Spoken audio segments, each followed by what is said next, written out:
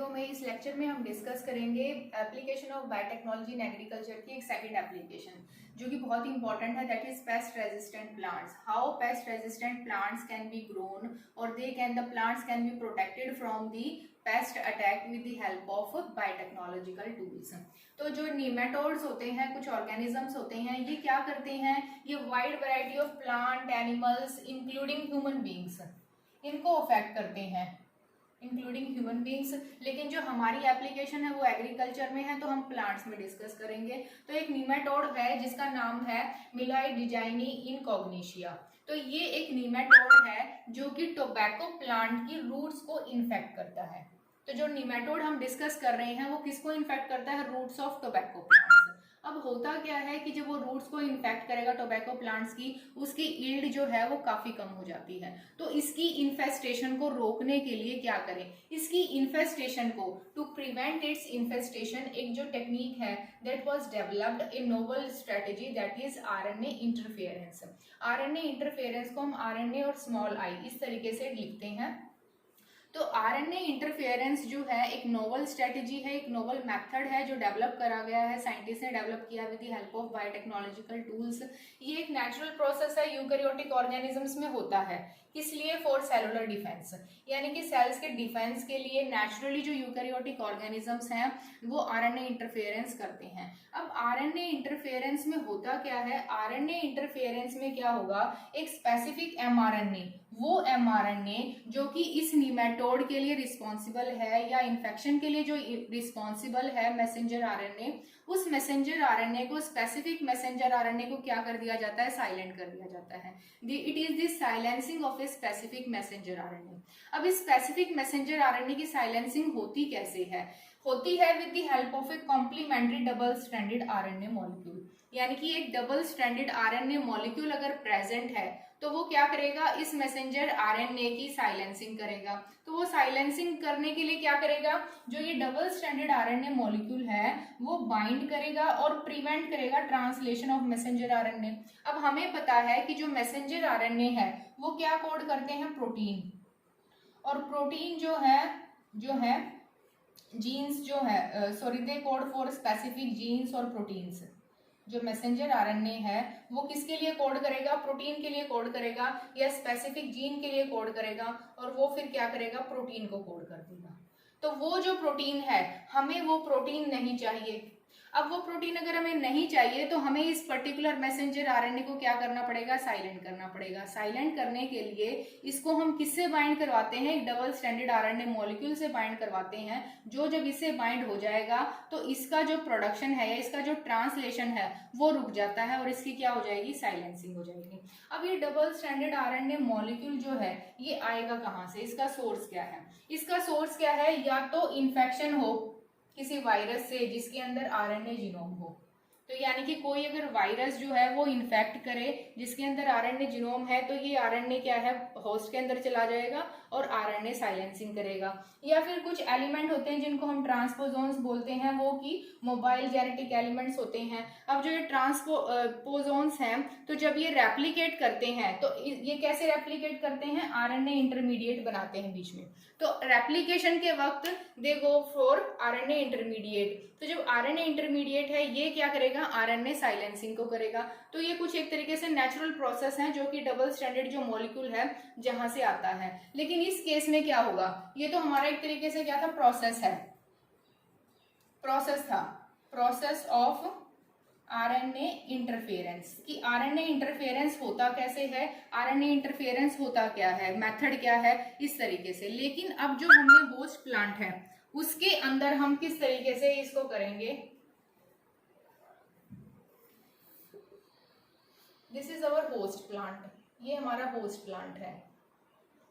इसको हमने क्या करना है, प्रोटेक्ट करना है। प्रोटेक्ट करने के लिए हमें इसके अंदर क्या डालने पड़ेंगे, जीन्स डालने पड़ेंगे। They are nematode specific jeans, यानी कि वो जीन जो नीमेटोड है, जो पैरासाइट है, जब इसको इन्फेक्ट करेगा तो उसको कैसे बचाए जाएंगे, वो जीन्स डालने पड़ेंगे। अब वो जीन्स होस्ट के अंदर जो ट्रांसफर कैसे होंगे, कौन सा वेक्टर लेके जाएगा, agrobacterium.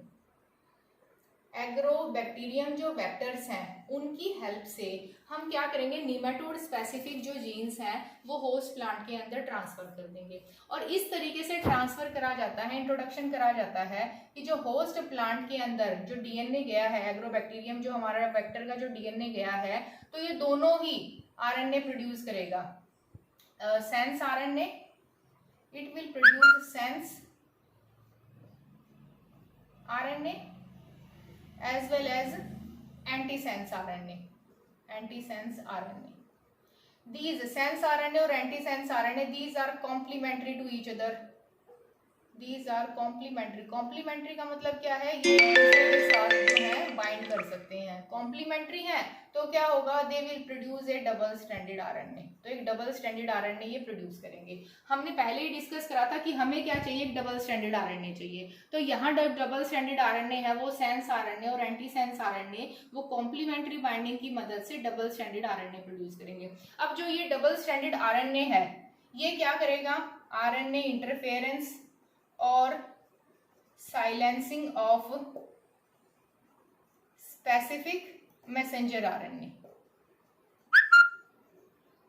Specific messenger RNA of nematode.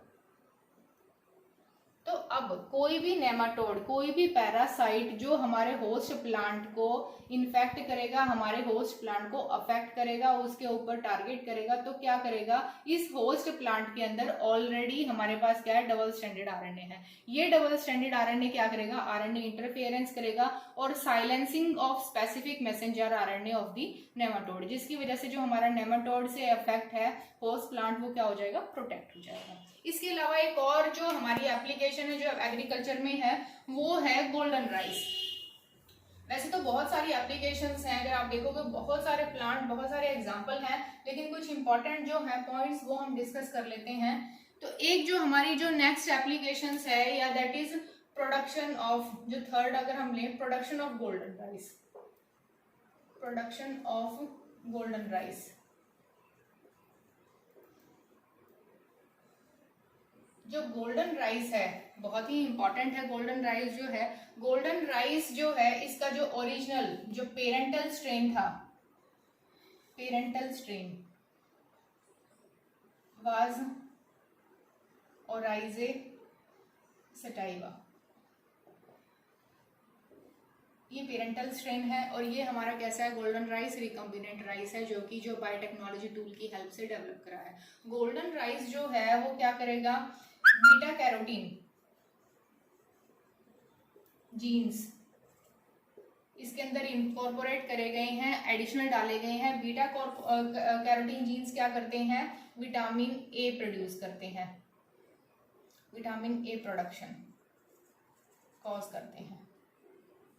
तो विटामिन ए की एनहेंस्ड प्रोडक्शन के लिए क्या करे हैं, बीटा कैरोटीन जीन्स जो हैं वो इनकॉर्पोरेट करे गए हैं गोल्डन राइस में। जो पेरेंटल स्ट्रेन था इसके अंदर ऑलरेडी क्या था, already they have beta carotene genes, beta carotene genes in leaves, leaves के अंदर तो था बीटा कैरोटीन जीन ऑलरेडी, लेकिन ये बीटा कैरोटीन जीन जो लीव के अंदर था दैट हेल्प्स इन फोटोसिंथेसिस, वो फोटोसिंथेसिस में तो हेल्प कर रहा था, बट जो ओरिजिनल पेरेंटल स्ट्रेन था उसके जो एंडोस्पर्म, एंडोस्पर्म के अंदर जो बीटा कैरोटीन नहीं था, जो बीटा कैरोटीन एंडोस्पर्म के अंदर नहीं था।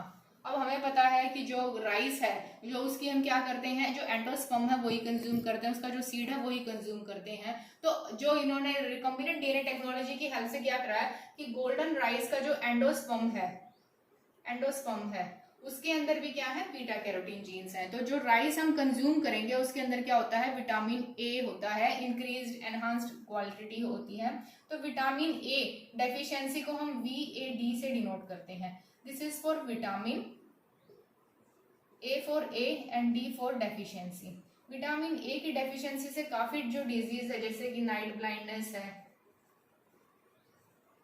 जो विटामिन ए की डेफिशिएंसी जितने डिजीज हैं, नाइट ब्लाइंडनेस है और भी कई सारे स्किन रिलेटेड डिजीज हैं वो कॉज करते हैं। तो ये माना जाता है कि जो गोल्डन राइस जो है जो मैनिपुलेटेड या जेनेटिकली मॉडिफाइड जो गोल्डन राइस है, ये विटामिन ए की डेफिशिएंसी को क्या करता है, ओवरकम है। तो ऐसे बहुत सारी एप्लीकेशंस हैं एग्रीकल्चर में जो है जिनको हमने बायोटेक्नोलॉजी की हेल्प से बहुत सारे प्लांट्स को डेवलप करा है, चाहे वो किसी भी तरीके से जो फार्मर्स को या एग्रीकल्चर को बूस्ट कर रहे हैं, चाहे वो प्लांट को डिजीज से रेजिस्टेंट दे रहे हैं, चाहे वो स्ट्रेस रेजिस्टेंट प्रोवाइड कर रहे हैं, चाहे वो प्रोडक्टिविटी को इंक्रीज कर रहे हैं, चाहे वो न्यूट्रिशनल वैल्यू को एनहांस कर रहे हैं। तो बहुत सारी इस तरीके की एप्लीकेशंस हैं जो कि बायोटेक्नोलॉजी की हेल्प से एग्रीकल्चर के अंदर जो है आज के दिन जो सक्सेसफुल हो पाई है। तो अगले वाले लेक्चर में हम डिस्कस करेंगे applications of biotechnology in health care और मेडिसिन। Thank you.